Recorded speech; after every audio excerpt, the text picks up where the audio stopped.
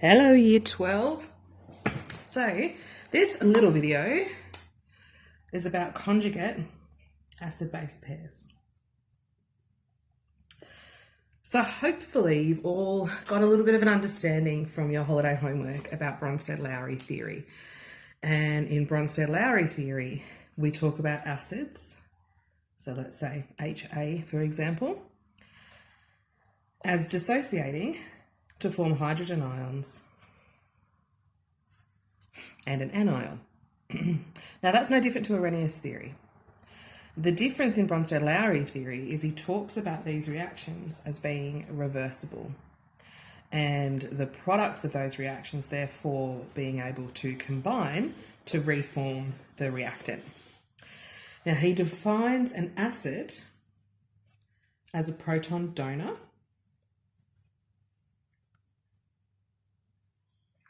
and a base as a proton acceptor. So if we look at this reaction in the forward direction, where HA is dissociating to H plus and A minus, then HA is acting as an acid because it's donating a proton, as in it's dissociating to leave a proton. If it were reacting with a base, then that proton could be combining with something from the base, so it's donating that proton to something different. If we look at this reaction in the reverse direction, and H plus is combining with A minus to form HA, then A minus is actually acting as a proton acceptor. So in the reverse direction, when H plus and A minus recombine to make HA, A minus is acting as a proton acceptor and therefore is defined as a Bronsted-Lowry base. So that word conjugate is referring to the product of an acid or a base breakdown. So if we look at an actual example, okay, HCl, hydrochloric acid, we know it's a strong acid, we know it's monoprotic, so it's only got one hydrogen. That's going to break down to H plus and Cl minus. We want to identify the conjugates within this acid. HCl is our acid. It's the species that is able to donate a hydrogen. Cl minus, in this case, is our conjugate base because it's able to accept a hydrogen to reform HCl.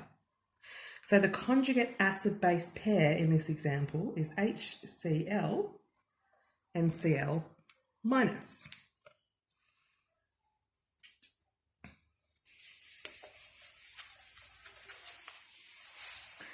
If we look at another example, another acid that we're all really familiar with is acetic acid, CH3, COOH. When acetic acid dissociates, straight away I'm drawing my reversible arrows because I understand and recognise that acetic acid is a weak acid. I know that it's monoprotic because it has one acidic hydrogen. So when it dissociates, we get CH3, COO minus, the acetate ion, plus H plus. So again, we recognise that CH3, COOH, ethanoic acid or acetic acid, is an acid. In this case, the acetate ion is the conjugate base. So this would be referred to as an acid conjugate base pair. Okay, so what am I looking at to recognise a conjugate acid-base pair? I'm recognising an acid and I'm picking up an ion that has one less hydrogen than the acid to call that a conjugate acid-base pair. So I'll say that again. What I'm looking for is my acid and an ion that has one less hydrogen compared to the acid to recognise that that's a conjugate acid-base pair. If I look at H2SO4, now H2SO4 hopefully we recognise as a strong acid. We recognise that it is diprotic. Now that means when it ionizes, it does it in 2 steps. The first step produces HSO4 ion plus H+. So I've given away 1 proton. The second step takes that HSO4, breaks it down to SO4 2- plus 2 H+ ions. So because it happens in 2 steps, I have 2 conjugate acid-base pairs for those reactions. There's 1 for each reaction. The first is H2SO4 / HSO4 minus. The second one is HSO4 minus / SO4 2-. So in a conjugate acid-base pair, you show the acid first, and then the conjugate base is 1 less hydrogen. Show the acid, the conjugate base is 1 less hydrogen. So I'll end the video there, but for you to do, write down the conjugate acid-base pairs for the following 3 reactions.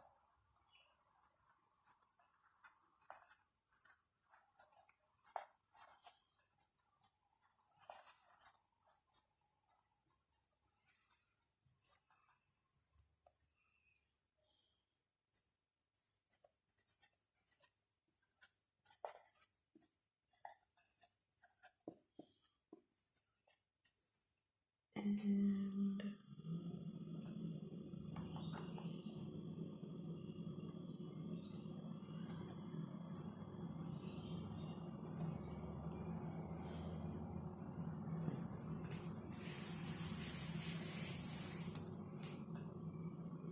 can't think of another acid. You just do HCl again. All right, so just write down conjugate acid-base pair for those 3, and then in the next video we'll talk about what that tells us in terms of strength.